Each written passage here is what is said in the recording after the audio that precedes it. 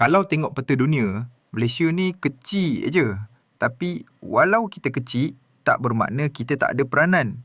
Dalam dunia diplomasi, orang Melayu dah lama faham berakal lebih penting daripada beremosi.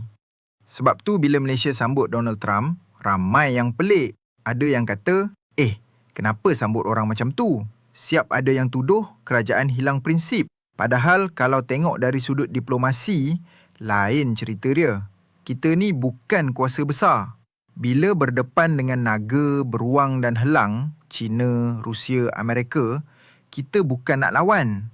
Tapi kita boleh susun langkah. Macam main catur, tahu bila nak undur, bila masa sesuai untuk serang. Sejarah pun dah tunjuk, kalau ikut emosi, habis binasa. Macam Empayar Khawarazmi dulu, hina utusan Genghis Khan, akhirnya lenyap dari peta dunia. Diplomasi ni bukan soal suka atau benci. Kalau kita terlalu keras dengan kuasa besar, kita juga yang rugi. Sekatan ekonomi, pelajar susah nak dapat visa, malah isu kemanusiaan pun boleh tersekat. Macam masa Pak Lah jumpa George W. Bush dulu.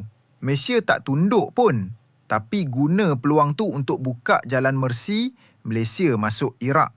Kadang-kadang kekuatan tu bukan sebab kita kuat bersuara, tapi sebab kita bijak memilih medan berbicara.